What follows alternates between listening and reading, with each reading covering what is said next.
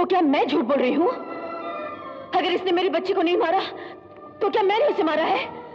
अपनी बच्ची पर मैंने गोली चलाई है।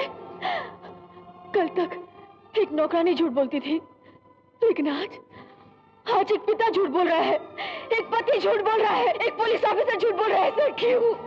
ऐसा क्यों? ऐसा क्यों? ऐसा क्यों? इन्हें बाहर ले जाया जाए। ऐसा क्यों? मेरा विश्वास कीजिए जज साहब, मेरा विश्वास कीजिए। एक माँ कभी झूठ नहीं बोलती। मेरे गुड़ा को इसी राक्षस ने मारा था, इसी ने मारा था जज साहब। इसे मत छोड़िएगा जज साहब, इसे मत छोड़िएगा।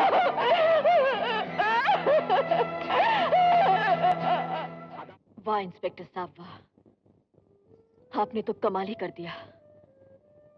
गुड्डी की खूनी को सजा दिलवाने के लिए हम अदालत गए और आपने उसी के हक में बयान देकर उसे फांसी के फंदे से बचा लिया। आप जानते थे कि मैं सच कह रही हूं, फिर भी आपने गीता पर हाथ रखकर झूठ बोला। ऐसा क्यों किया आपने? मैंने कोई झूठ नहीं बोला साधना। मेरे लिए वही सच है जो मैंने देखा है, जो मैंने सुना है, जाना है, ये समझा है। वो सच होकर भी कानून की नजर में सच नहीं होता। मतलब कानून की नजर में मेरी बेटी आज भी जिंदा है, क्योंकि कानून ने उसे मरते हुए नहीं देखा, यही ना? तो फिर बुलाइए ना मेरी बेटी को, आवाज दीजिए ना मेरी गुड़िया को। शायद आपकी आवाज सुनकर वो किसी कोने से दौड़ती हुई आ जाए और मेरे गले से लग जाए। बुलाइए ना मेरी बेटी को, आवाज दीजिए ना मेरी गुड़िया को।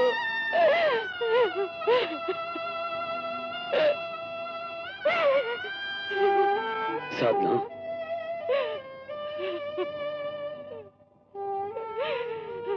तुम क्या समझती हो? बेटी के मरने का गम सिर्फ तुम्हें है, मुझे नहीं। क्या मेरा दिल नहीं जल रहा?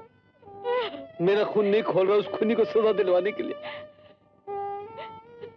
लेकिन तुम सिर्फ उसकी मां हो और मैं एक पिता होने के साथ साथ एक पुलिस ऑफिसर भी हूं, कानून का गुलाम हूं। भाड़ में गया आपका कानून। अगर मैं आपकी जगह होता तो ऐसे कानून की नौकरी को ठोकर मारकर बंदूक हाथ में उठा लेता और सही इंसाफ करके दिखाता।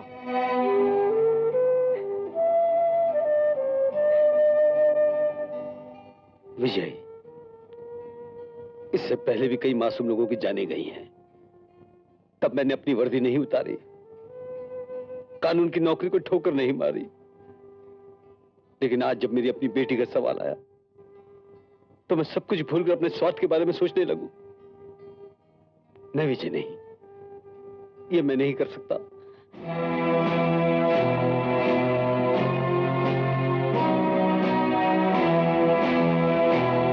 मैं जानती हूं आप कुछ नहीं कर सकते, आपका कानून कुछ नहीं कर सकता। आपकी अदालत में मुजरिमों को सजा या बेकसूरों को इंसाफ नहीं मिल सकता, लेकिन मेरी बेटी की आत्मा पुकार पुकार कर इंसाफ मांग रही है और इंसाफ की देवी उसे इंसाफ दिलाकर रहेगी। मुझसे एक वादा करो। वादा? कैसा वादा? आज के बाद तुम सूरज और उसके साथियों से बदला लेने का विचार तक नहीं करोगे। ये आप क्या कह रही हैं दीदी? क्या उन हत्यारों को साफ छूट जाने दें? कोई नहीं छूटेगा विजय। वो हत्यारा जिसने मेरी बच्ची पर गोली चलाई, वो इंस्पेक्टर जिसने उसकी मदद की, और वो वकील जिसने कानूनी दांवपेच खेलकर उसे फांसी की फंदी से बचा लिया, उन सब से मेरी गुड़िया की एक एक चीख का हिसाब लिया जाएगा। लेकिन ये काम तुम नहीं, मैं करूंगी।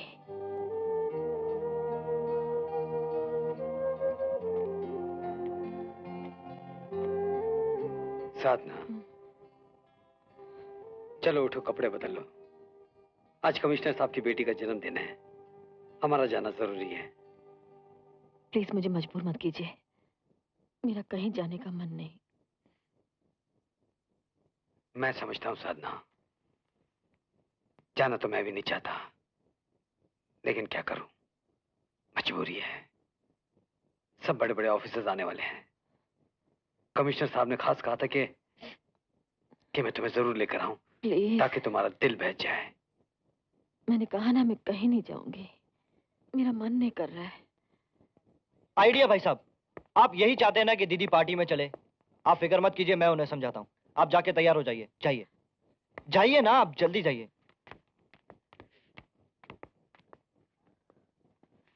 दीदी, आज आपका इस पार्टी में जाना बहुत बहुत जरूरी है। सब इंस्पेक्टर अजय सिंह का खून तुमने किया था? आप ये पति की हैसियत से पूछ रही हैं या एक पुलिस ऑफिसर की हैसियत से? इससे कोई फर्क पड़ता है? पड़ता है। अगर आप पति की हैसियत से पूछ रहे हैं तो मैं झूठ नहीं बोल सकती। ठीक है, तो फिर पति की हैसियत से ही पूछ रहा हूं। बताओ। हाँ, उसका खून मैंने ही किया है, लेकिन एक पुलिस ऑफिसर की हैसियत से आप मुझे गिरफ्तार नहीं कर सकते, क्योंकि उसके लिए सबूत चाहिए, और सबूत तो आपको मिलेगा नहीं। क्योंकि जब खून हुआ तब मैं आपके साथ कमिश्नर साहिबा की पार्टी में थी।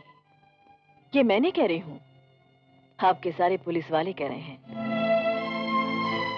अजय सिंह का खून मैंने नहीं, किसी और ने किया है। ये भी मैं नहीं कह रही हूं, आपके सारे पुलिस वाले कह रहे हैं। कोई कुछ भी कहे, तुम एक मुजरिम हो और मैं एक पुलिस ऑफिसर। अब हम दोनों एक ही छत के नीचे नहीं रह सकते। इसलिए या तो तुम अपना अपराध स्वीकार करके अपने आप को कानून के हवाले कर दो, या तो फिर हम दोनों में से एक को इस घर को छोड़ना होगा। क्यों? मैं ये घर छोड़कर क्यों चली जाऊं? आपकी पत्नी होने के नाते मैंने कौन सा अपराध किया है? क्या आपके घर के देखभाल में मैंने कोई कमी रखी है, या आपकी सेवा में कोई कसर रह गई है? और मुझ पर कोई कलंक लगाने में कोई कसर बाकी नहीं रखोगी शायद। लोग मुझे हत्यारिन का पति कहें, कहने दो। मेरा डिपार्टमेंट मुझ पर एक खूनी का साथ देने का इल्जाम लगाए, लगाने दो। बरसों से कमाई नेक नामी और इज्जत मिट्टी में मिल जाए, मिल जाने दो। लेकिन तुम यहां शान से एक पत्नी बनकर रहना चाहती हो तो रहो, मैं ही चला जाता हूं। ठहरिए, मैं नहीं चाहती कि मेरी वजह से मेरे पति पर कोई उंगली उठाए, उसकी वर्दी पर कोई दाग लगे। मैं अभी ये घर छोड़कर चली जाऊंगी, लेकिन हमेशा के लिए नहीं। अपने मकसद में कामयाब होने के बाद, जब आपका कानून मुझे दोषी नहीं ठहरा पाएगा और मुझे बाइज्जत रिहा कर देगा, तब मैं इस घर में फिर आऊंगी। और उस वक्त एक सच्चे ईमानदार पुलिस ऑफिसर को कानून की अग्नि परीक्षा से गुजरी हुई अपनी पत्नी को स्वीकार करना ही पड़ेगा।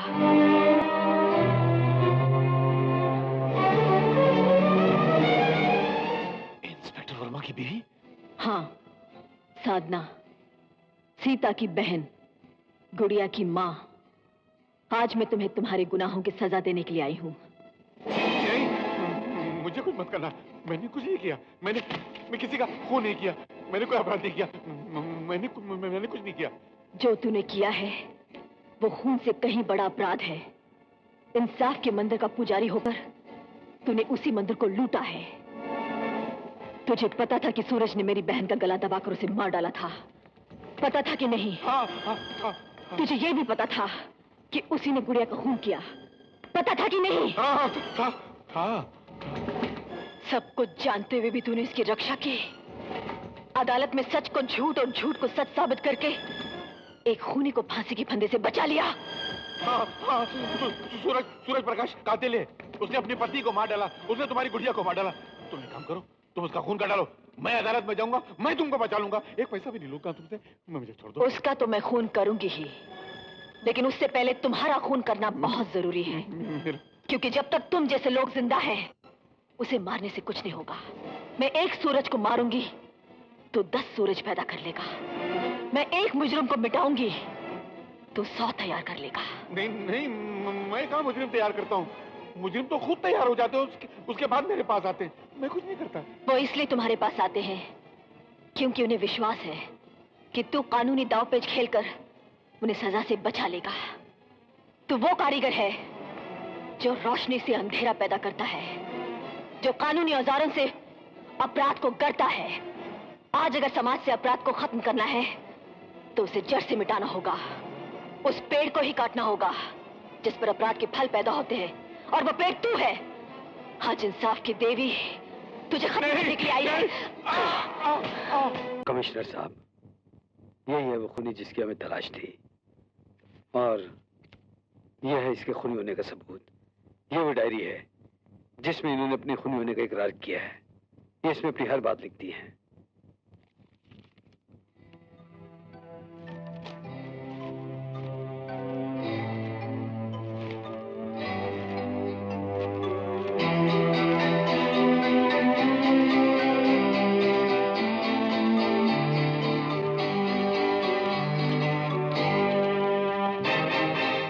दिमाग तो ठीक है? मजाक कर रहे हैं आप? ये डायरी तो बिल्कुल ब्लैंक है, इसमें कुछ भी नहीं लिखा है। सी। What?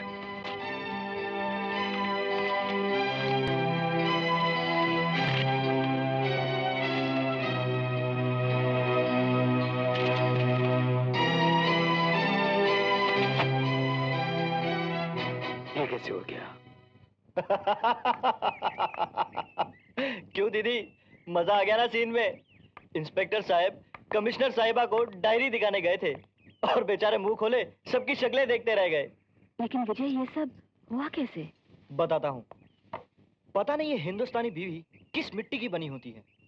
पति से चाहे कितना भी झगड़ा हो जाए, एक बार उसने प्यार से डार्लिंग कह दिया तो बस वो सब कुछ भूलकर उसके प्रेम में दीवानी हो जाती है।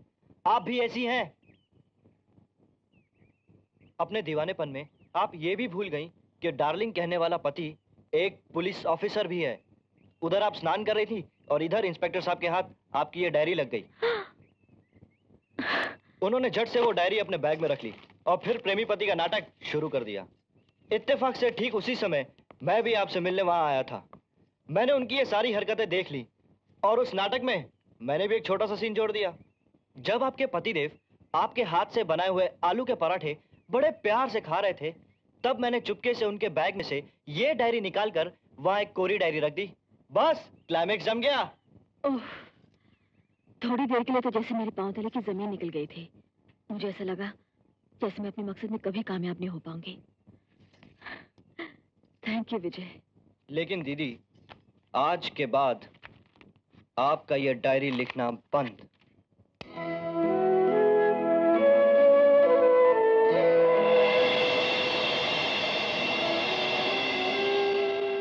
साधना वर्मा, आप पर 3 खून के इल्जामात लगाए गए हैं। क्या आप अपने जुर्म का इकबाल करती हैं?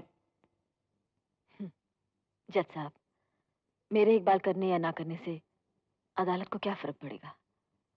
अगर मैं ये कहूं कि मैंने कोई जुर्म नहीं किया है तो क्या आप मान लेंगे?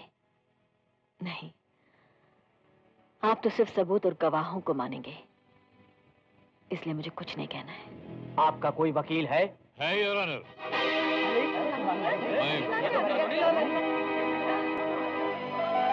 घबरा क्या रहे हैं सरकारी वकील साहब? मैं भूत नहीं हूँ, जीता जागता एडवोकेट कानूनी लाल हूँ। मेरे विश्वास नहीं आता, छू के देख लीजिए। आपका तो मिसेस साधना वर्मा ने खून कर दिया था। खून किया था, लेकिन मेरा नहीं। मेरे अंदर जो शैतान रहता था उसका। इंसानी जिस्म के अंदर जो हवस और लालच का पुजारी रहता था उसका खून किया और इंसान को जिंदा छोड़ दिया। और आज वो इंसान इनका मुकदमा लड़ने के लिए आया है। योर ऑनर, ये रहा मेरा वकालतनामा। Yes, you can proceed. Thank you your honour. Your honour, सरकारी वकील साहब ने मिसेस साधना वर्मा पे 3 कत्ल के इल्जाम लगाए हैं। पहला कत्ल इंस्पेक्टर अजय सिंह का, मगर पुलिस की रिकॉर्ड में यह खुद दर्ज है कि जिस वक्त वो कत्ल हुआ था तो मिसेस साधना वर्मा पुलिस कमिश्नर साहबा के घर में उनकी बेटी के बर्थडे पर गाना गा रही थी। इसलिए उस कत्ल का सवाल ही पैदा नहीं होता है और पुलिस ने इसलिए खुद इन पर मुकदमा नहीं चलाया। That chapter is closed.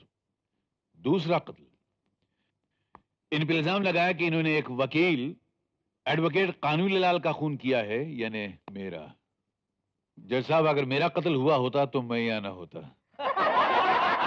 अब मेरा कत्ल हुआ है या नहीं हुआ है ये मुझसे ज्यादा आप अच्छी तरह जानते हैं।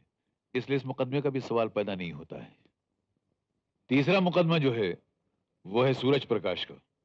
उस सिलसिले में मैं इंस्पेक्टर वर्मा से कुछ सवालात पूछने की इजाजत चाहता हूं जज साहब। इजाजत है। Thanks your honour. Inspector Verma, Bharatanatyam मंदिर में जहां सूरज प्रकाश का खून हुआ वहां आप क्या कर रहे थे? सूरज प्रकाश की हिफाजत कर रहा था। अच्छा, ये खून किसने किया? मुजरिम साधना वर्मा ने। इस बात का कोई गवाह है? मैंने खुद अपनी आंखों से इन्हें खून करते हुए देखा है। आपकी गवाही नहीं चलेगी। और कोई ऐसा शख्स जिसने ये खून अपनी आंखों से होता हुआ देखा हो? ऑफ कोर्स वहां बहुत सारे लोग थे। आप 2-4 गवाह इस कोर्ट में पेश कर सकते हैं? मैं एक्चुअली जब मैं ठीक है, मतलब नहीं है आपके पास कोई गवाह। खैर, भाई ये खून वैसे हुआ कितने बजे? रात 9 बजे। आपको पूरा यकीन है कि खून रात 9 बजे हुआ था? जी हाँ। योर ऑनर, इस बात को नोट किया जाए कि खून रात 9 बजे हुआ था। थैंक यू, आप जा सकते हैं। योर ऑनर, अब मेरी दूसरी गवाह है police commissioner Mrs Geeta Mathur. जिस समय सूरज प्रकाश का कत्ल हुआ उस वक्त आप कहां थी? मैं गांधी मेमोरियल हॉस्पिटल में थी। आप अपना इलाज कराने गई थी? जी नहीं, मिसेस साधना वर्मा का इलाज चल रहा था और मैं पहरेदारी दे रही थी। हाँ। आप वहां कब से कब तक थी? शाम 5:30 बजे से लेकर रात 9:30 बजे तक।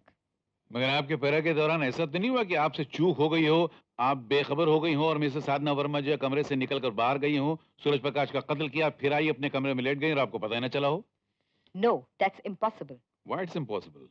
इसलिए कि हॉस्पिटल में साधना वर्मा के कमरे में से सिर्फ एक ही रास्ता बाहर जाता है, जिसके सामने मैं खुद टेबल पे बैठकर निगरानी दे रही थी। और उसके अलावा हर आधे घंटे के बाद मैं खुद उसके कमरे में जाती थी और चेक करती थी। आपने 9 बजे जाकर चेक किया था उनको? ऑफ कोर्स चेक ये किया। वहां थी? जी। योर ऑनर, ये पॉइंट नोट किया जाए। लेकिन इंस्पेक्टर वर्मा का यह कहना है कि रात 9 बजे उन्होंने मिसेस वर्मा को अपनी आंखों से सूरज प्रकाश का कत्ल करते हुए भारतनाट्यम मंदिर में देखा था और आप कहती हैं कि आपने 9 बजे इनको अस्पताल में देखा। इसका मतलब या तो आप झूठ बोलती हैं या वो झूठ बोलते हैं। मैं झूठ नहीं बोल रही हूँ। इसका मतलब वो झूठ बोलते हैं। देखिए, मैं सिर्फ इतना जानती हूँ कि मैं जो कुछ भी कह रही हूँ सच कह रही हूँ। कत्ल के वक्त साधना वर्मा हॉस्पिटल में थी। यहाँ तक कि इंस्पेक्टर संतोष वर्मा खुद मेरे पास भागे भागे आए और मुझसे कहा, मैडम, साधना ने आखिर सूरज का खून कर ही डाला। व्हाट? यस मैडम, मैंने अपनी आंखों से देखा है। I saw it. क्या बकवास कर रहे हो? वो अंदर लेटी हुई है। ये नहीं हो सकता मैडम, ये कैसे हो सकता है? All right, let's see. ये देखो।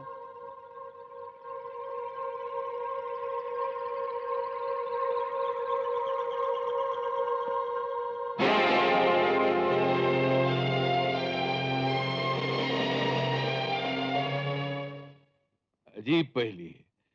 कमिश्नर साहबा कहती है कि मिसेस साधना वर्मा उस वक्त अस्पताल में थी और इंस्पेक्टर वर्मा कहते हैं कि उस वक्त वो थिएटर में थी।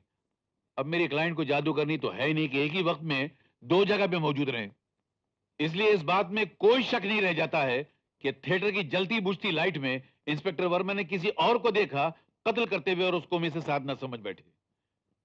इसका मतलब यह हुआ कि इन पर कोई भी कत्ल साबित नहीं हुआ है और जब कत्ल साबित नहीं हुआ है तो मुकदमा किस बात का है, योर ऑनर? इसलिए मेरी अदालत से गुजारिश है कि मिसेस साधना वर्मा को बाइज्जत बरी कर दिया जाए।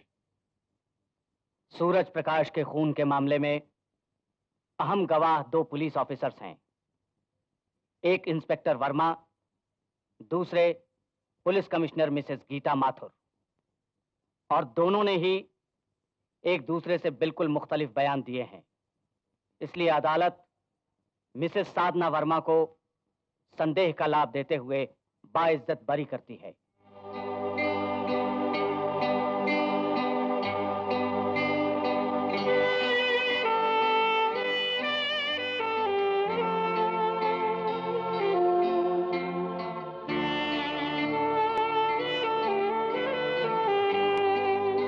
क्या इंस्पेक्टर साहब, क्या सोच रहे हैं?